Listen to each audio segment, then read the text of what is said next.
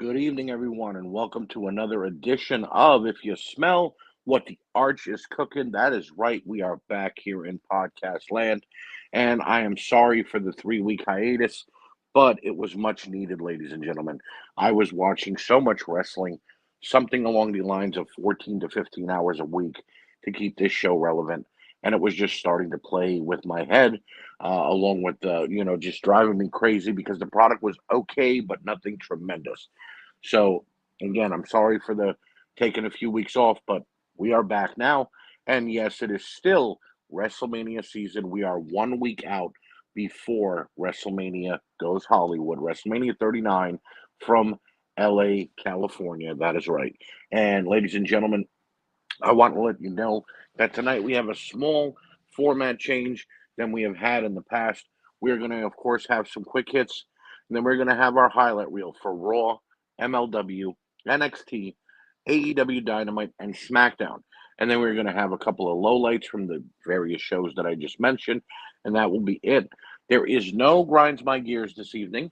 Reason being, I haven't really been paying attention to the product in the last few weeks.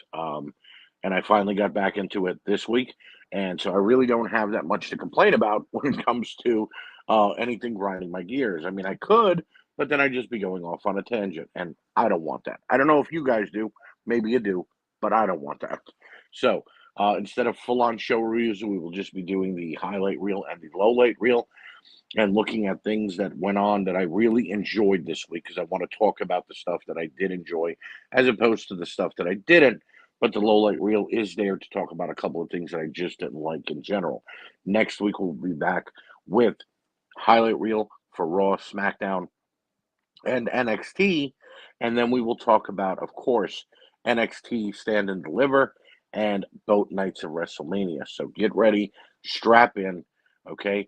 Pop open your favorite frosty beverage and get ready to join me on this ride as I spew my venom, my hate, and my love for the world of professional wrestling. And starting us off this week with the quick hits. Number one, Josh Alexander forced to relinquish the Impact World Heavyweight title, which he has held for about a year. And this is due to a serious injury that will keep him out around 6 months. Josh was a fantastic champion. He was defending that title almost every single week on Impact. And when it wasn't on Impact, he was still having a match. This guy was a machine. He definitely deserved that monarch when he was coming to the ring. He was a modern day Kurt Angle, in my opinion, and he was doing a fantastic job of getting himself as well as his opponents over in a big way. His matchup with Mike Bailey a couple of months back really put Mike Bailey on the map for me and made me enjoy his work. I even went back and looked at some of Mike Bailey's matches to see that this kid had something. So, Josh, we hope for a speedy recovery. We also hope that you get yourself right back into the title picture once you are back with Impact. The funny thing of it is when you look at a guy like this, both he and Ethan Page were a fantastic tag team. And then Ethan got offers from the WWE and AEW. He went with AEW, but Josh stayed on, even by losing his tag team partner. He stayed on to be a singles wrestler and did an unbelievable job of getting himself over and then became world heavyweight champion.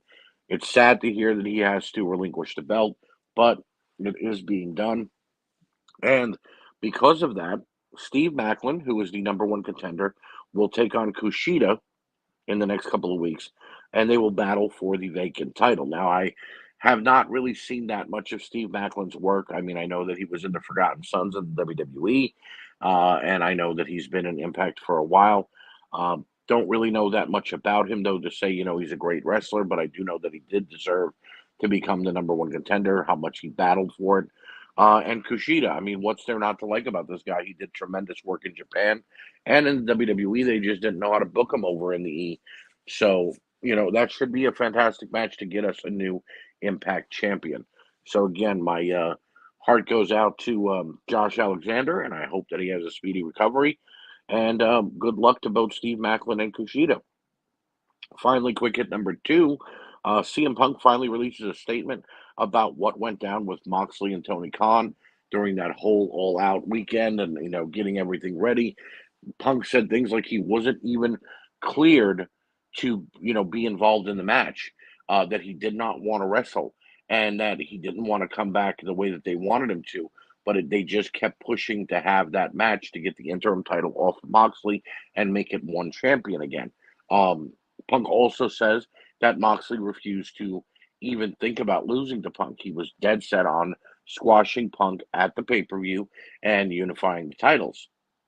And Punk also says that when Tony Khan told him it was going to be a squash match, he said he didn't want to do it, but for the good of the company, he was willing to come back and lose the title, but then didn't understand why they did a rematch and then allowed Punk to win it. And then all that, you know, back and forth BS that went on. Now, listen, here's the thing. I am very unbiased. I am not going to sit here and tell you that just because I like a certain wrestler that they're right or they're wrong. And I'm not going to sit here and slander somebody just because I don't like them either.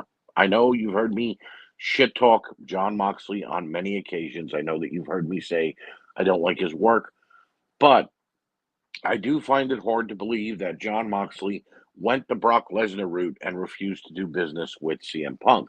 I think that had Punk been a 100% healthy and truly been coming back for the long haul, they could have worked out an ending that appeased both of them. Whether it was a time limit draw, whether Punk went over, but then Moxley got the belt back a little while later, or what have you. Mox was very adamant in one of his interviews after winning the title back that he was all the way set on going on vacation for a month or two because his daughter had just been born. He wanted to spend time with his family and he was burnt out. So that's where I feel that there's a hole in Punk's plot. I also, though, feel that Punk is telling the truth in that Tony Khan was pushing for him to come back sooner and to get the interim title off of Moxley and put it as a unified champion, because Tony Khan does seem like someone who is very abrasive when it comes to getting what he wants, and very much so probably calling Punk on a daily basis. Hey, you ready? Hey, are you back? Are you 100%? Hey, can you come back? Hey, can you do this? Hey, can you do that? And then Punk was probably just like, you know what? Yeah, I'm ready to come back. Let's do it any way you want, boss, and let's get this done. You understand? I have no feeling that Punk is lying about that. He did not mention, of course, the brawl that took place. I'm assuming he's kind of tight-lipped right now and being forced to, not say anything. And of course, after the trouble he got into with the WWE and being sued, I'm sure he's not going to open his mouth again and talk about inter policies of the companies that he's working for. What he did say, though, is that he is not prepared to put his health on the line for a wrestling company again and would never do that again, even if AEW acts. So it'll be interesting to see if CM Punk ever returns to AEW or any wrestling company for that matter, and what is on the horizon for him once his contract either expires or is bought out or they bring him back. So, with that being said, let's go ahead and shift gears now to the highlight reel. And as I said, we are 1 week out from WrestleMania, and Monday Night Raw kicked off with the opening of Kevin Owens and Sami Zayn. They are finally back together. The storyline of the Bloodline um, has been fantastic, and Sami Zayn has been at the forefront. And now that his part in the Bloodline is over and he is trying to take them out, and now finally enlisting Kevin Owens, these two are back together as best friends. Cody's involved slightly as well, as we saw on SmackDown a couple of weeks ago. It was fantastic seeing them kind of gush over one another and talk about what they've done, talk about what they're going to do. And then the Usos come out, a little back and forth goes on, and a match is finally made. It will be Kevin Owens and Sami Zayn taking on the Usos for the undisputed World Tag Team titles. And we knew this was coming. This has been rumored for months, but I think they went about it in the absolute best possible way, and I'm enjoying where they're going with this, so I'd like to see more. Montez Ford then took on Austin Theory in an incredible 20-minute match for the United States Championship. Montez Ford has been showing his true colors as it becomes a in-ring worker over this last month and a half. Guy was always great. Montez Ford has always been fantastic in the ring, but you factor in what he did at the Hell in a Cell Elimination Chamber, excuse me. You factor in what he did at Elimination Chamber. You factor in those last couple of tag matches he's had with Angelo Dawkins, and then what he did with Austin Theory this past Monday. Absolutely fantastic. And Theory has grown on me. I said that he had a lot of nuclear heat on him with me, that X-Pac heat, but no, Austin Theory has slowly become a great heel, a great United States champion. I didn't like that Cena buried him a couple of weeks ago, but we're not going to go into that right now. We'll go into that maybe a little more when I do a little bit of a rough estimate on what's going to happen at WrestleMania. But I will say this: Austin Theory versus Montez Ford, in my opinion, almost stole the show on Monday Night Raw. We'll get into that in a minute, though. Number three, Rhea Ripley taking on Bayley. 15 minutes of two former women's championship holders going back and forth. Rhea proving her dominance finally and getting a win over one of the four horsewomen. We've yet to see her go against Bayley, and of course, she's going to go up against Charlotte at WrestleMania. It was great to see Becky, Trish, and Lita come out there and kind of run interference against Damage Control. Bayley is still great in the ring. I don't know how much more I could say about her being in the ring, but these two women melded together very well and had a great outing. Now, number four, the match that I feel did actually steal the show, and that is Chad Gable versus Ricochet. You put two guys out there who have not really been used right in the last couple of months. Yeah, they've been involved in tag teams or storylines that are okay, but you got Gable now battling with Otis, possibly be joining Maximum Male Models. That's going to put some butts in the seats. And then you got Ricochet, who's been kind of forced to be with Braun because they have nothing for him in the singles realm. And you really have two guys that have lost their way. But then they come out there and they put on a 20-minute classic with hold for hold, matching move for move, and a great one-on-one encounter. Fantastic job by both. I hope that they both get singles pushes in the very near future. And number five, the Bloodlines continued storyline as we saw throughout Monday Night Raw. The Roman Reigns being there, talking to the Usos, talking to Solo, sending the Usos away and leaving just him and Solo, and then trying to put doubt in Cody Rhodes' mind at the ending of the show. But Cody flipped it on him and told him, once you lose your title, bye-bye to the Usos, bye-bye to Solo, and Paul Heyman goes from being the wise man to just being an advocate again. You see that disdain in Roman's eyes. Great promo by both guys. Great outing for the Bloodline again. Very well done over there on Monday Night Raw. Number two, MLW. I have been enjoying their weekly product. I have to say it's a breath of fresh air. The storylines, the action. You get either two really good 20 to 25-minute matches or three solid 10 to 15-minute matches with a decent amount of storyline in the middle. So MLW has been great. It's on the Reels network. If you get Reels in your cable package, please go ahead and check them out because we want them to stick around. Number one over there on MLW this week, Hammerstone versus Jacob Fatu for the World Heavyweight title.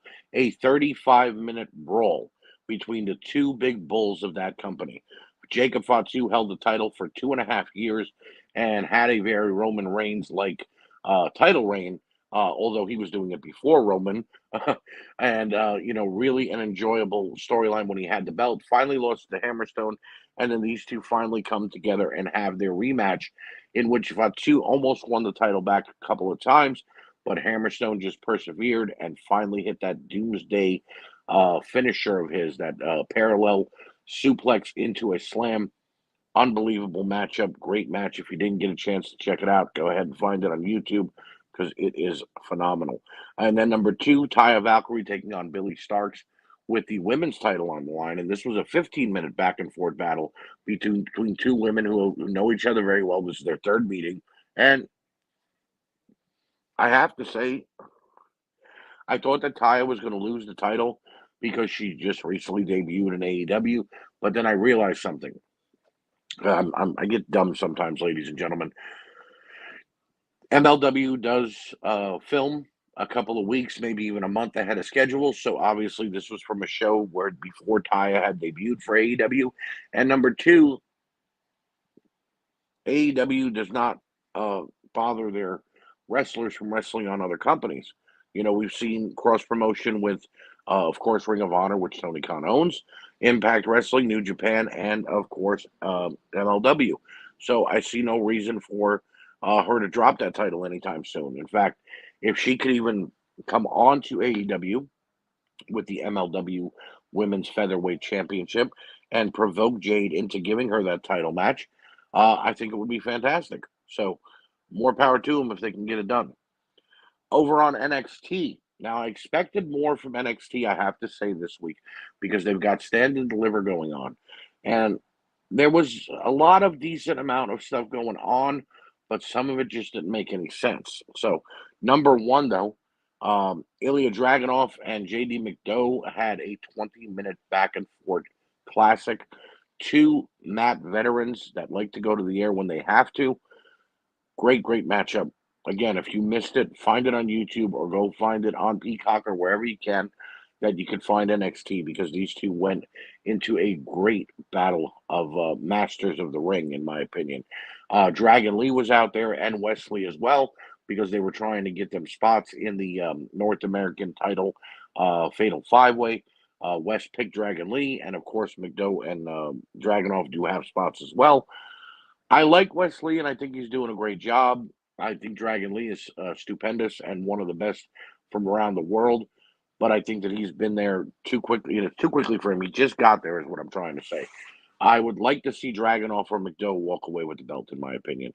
And of course, they have one more spot to fill, and they're going to do that with a battle royal next week.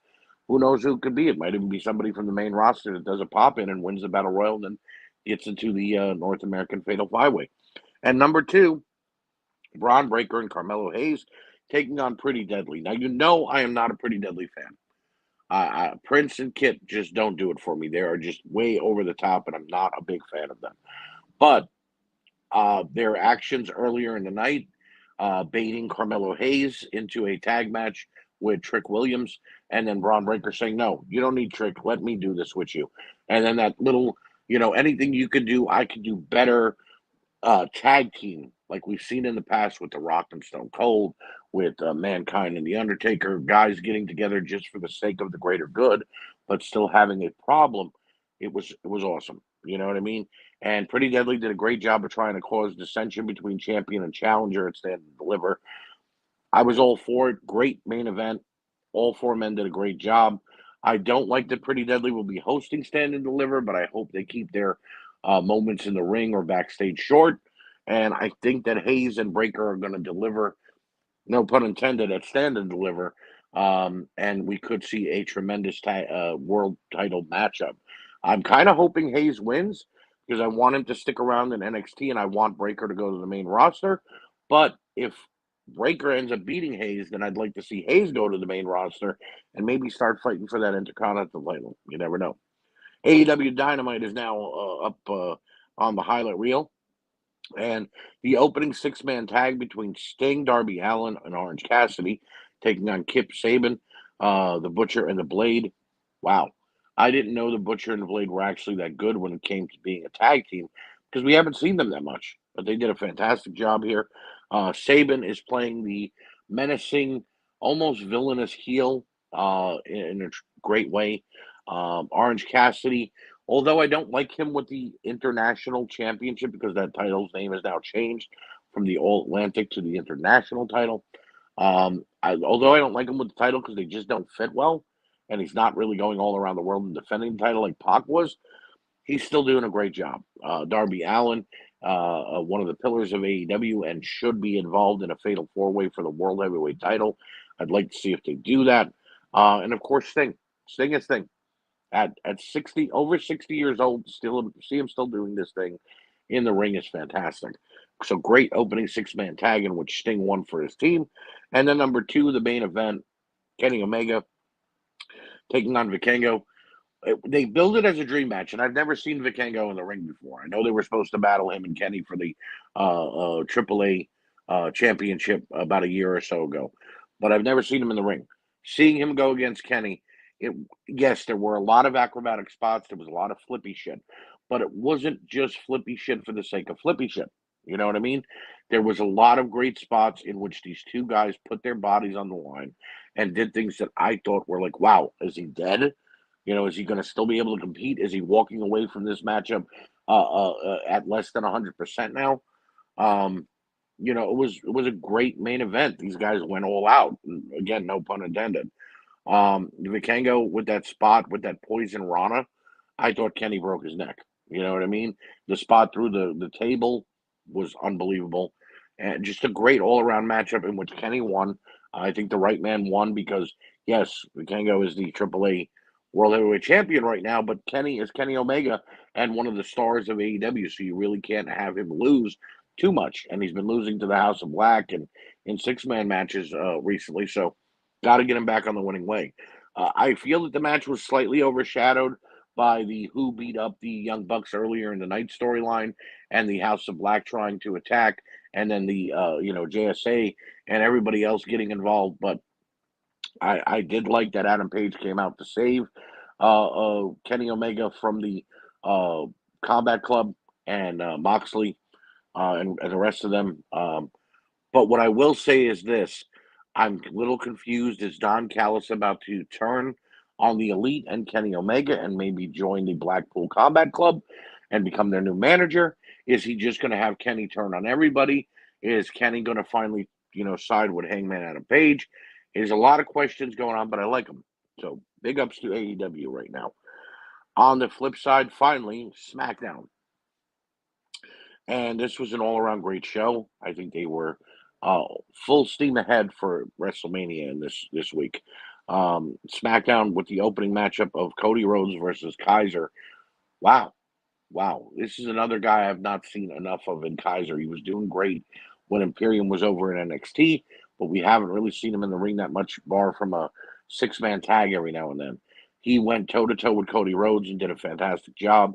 Cody is slowly building his repertoire. Every time he gets in the ring, he changes it up slightly. It's not the same match every time. Yeah, you'll see a Cody cutter, but he'll hit it a different way every time. Yeah, you'll see the crossroads, but he'll, depending on the guy's size, he'll bend them in half. Cody did a fantastic job here and got the win. Um, the promo with Paul Heyman, Solo Sikoa after the matchup was great. Cody trying to put doubt in Solo's mind that he's not ready and that he's going to take him out and that he doesn't care what Heyman does to move the goalpost and try to change things up for Cody. It's not going to scare him. Really well done by all involved. Number two, Rey Mysterio taking on LA Knight. 15 minutes of two guys that just ignited their feud, I guess, overnight. Really going all out in this one. LA Knight, fantastic talent in the ring and outside of the ring. And I have to say something here. People might say, well, he's getting buried. He's losing every match. He lost to Bray Wyatt. Now he lost to Rey Mysterio. This guy can eat a loss and still come back because of what he does on the mic. LA Knight is an untouchable talent, in my opinion. It doesn't matter how many matches he loses, he will get back to the top and get back to a great matchup, win or lose. It's been fantastic. And of course, the ending of the match, Dominic getting involved, Ray gets the win. Dominic tells his mom to shut up. Ray finally's had enough, punches Dominic in the face, which I enjoyed seeing very, very much. And then Ray agrees to a match at WrestleMania. Now, I have to say, I've been very hard on the Mysterio family on this show, dating back to when Elia was dating Buddy Murphy and, all that bullshit with the eye for an eye match with Seth Rollins and all that. I'm still going to be very hard on them. I'm tired of this storyline. I'm tired of Ray. I'm tired of Dominic. Ray needs to go into the Hall of Fame, have his match with Dominic, and then retire completely. I am also very tired of Dominic Mysterio with the Judgment Day. I don't care what anybody says. I don't care if anybody's high on Dominic Mysterio in the WWE. I think that he is ruining Rhea Ripley, and I hope that he does not get involved in her matchup at WrestleMania. I hope that she becomes the women's champion, and I kind of hope that I know I said the word kind of a lot, but what I'm hoping for is that it changes the momentum in that Rhea can go on her own and leave Dominic with Priest and Finn Balor and maybe move her away from the Judgment Day just a little bit. Just my opinion. Number three, Walter and Pete Dunne one on one. I know what you're going to say. No, they're Gunther and Butch. No, no. Those are their only names. They are Walter and Pete Dunne. Pete Dunne is about to get his name back. Walter doesn't want to change his name back. He's happy with being Gunther, but those are the names I know them as, and the names that they actually kick ass as. The other names, not so much. But Walter has been doing a fantastic job as the Intercontinental Champion, and his matchup with Pete Dunne was hard hitting and brutal, which is what you want from these two guys. So big ups to both of them. I don't like how they got to the Intercontinental Triple Threat match with Drew and Sheamus taking on Walter for the title. I think that after the Battle Royal, it should have just went to, okay, yeah, this is, it's a triple threat match because there's two of them left. Not have another unnecessary match and then make the triple threat match. But what I'm hoping is that Walter walks out as the Intercontinental Champion. Would I feel great with Sheamus becoming champion because he's never been IC champ before? Yes.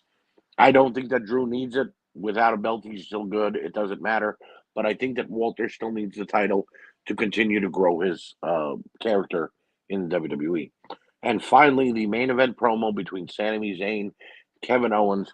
We saw that incredible KO Mania WrestleZania shirt that they both were, modeling and wearing. Great job going back and forth between these two. And then again, the Usos come out. It ends in a brawl. I can't wait for this tag team matchup. I think it's been done great. I hope Sammy and KO win because the Usos have been champions quite a while, and it's just like, okay, we're done. You know what I mean? The Usos definitely need to lose, and I think so do Roman Reigns with the Universal and World Heavyweight title as well. The time for undisputed champions should be over now, and we need to get back to a champion on both shows, or one champion who goes to both shows. That's just me. But yeah, great ending to SmackDown. 1 week away from WrestleMania. Still a Raw and a SmackDown to go. And what we know of Monday Night Raw, Cody Rhodes will take on Solo Sikoa.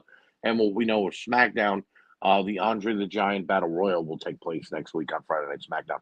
I don't agree with this. This is again happening again. It happened this is the second year in a row, I believe, that they're doing it. Um, you want the Andre the Giant Battle Royal on WrestleMania, and you've got 2 nights now. So use it, damn it. You know what I mean? Don't just throw it on SmackDown. So those are the highlights of the week. Let's go ahead and get into the lowlights. And from Monday Night Raw, it is Logan Paul's Impulsive. I am not a Logan Paul fan. I don't care how much he jumps around the ring. I don't care how athletic he is, what he does. They are basically feeding Seth Rollins to him and allowing him to get over on Seth at every waking moment. And I know what you're going to say. Well, you said LA Knight can eat a loss and still come back because of a promo. Why can't Seth Rollins? He can. But if this is the way you're leading us into it, and if memory serves me correctly, with history, whoever looks strong going into WrestleMania is the one that's going to win. And if memory also serves me correctly, Logan Paul is 2-1 because he only lost to Roman Reigns. They're going to let Seth look strong on this go home Monday Night Raw, and then Logan Paul is going to beat him at WrestleMania, which would be terrible to allow a part-time celebrity who goes from being a face to a heel, from a face to a heel faster than his name was Paul White, to allow him to beat Seth Rollins. It's just ridiculous. I don't like it. I don't like the build for this. I don't like why they're doing it. It's just very annoying. And I kind of hope that Logan Paul is almost done with his contract in the WWE and goes away very shortly. And when he goes away, I hope that he takes Dominic Mysterio with him. So, and maybe Bad Bunny too. But that's just me. And finally, number 2 from AEW Dynamite, Jon Moxley versus Stu Grayson. Now, I will not condemn Stu Grayson for this. He had a fantastic outing and great matchup with Jon Moxley. He did, yes.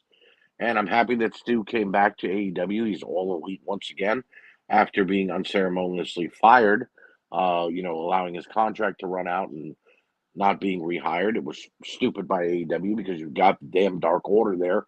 Why not leave one of the founding members? But what I will condemn and why this is a low light reel, Jon Moxley has these goddamn same match every week on television. Okay? Punch, kick, suplex, bleed, bleed, bleed, bleed, paradigm shift, Death Rider. Dude, what the hell is your finisher's name? Is it the Death Rider or is it the paradigm shift? Because it's all a double arm DDT and or suplex that you do. You've changed it up just slightly to change it every week, but not enough that it doesn't look the same, because it does. and then you get the win. Okay, Stu Grayson should have won that match. Stu Grayson should have won in a fluke victory, in my opinion, and pissed Moxley off that he destroyed him afterwards, bringing out the Dark Order. But no, you have Moxley again sandbag somebody, get the win, and then after the matchup, the BBC or BCC or what the hell they're called, the Blackpool Combat Club, uh, go ahead and destroy Stu Grayson again, and it just makes no goddamn sense. And then after the match, you find him backstage with them beating down Stu Grayson again. So basically, you brought this guy back to be a stooge for Moxley. Great job, Tony Khan. Okay.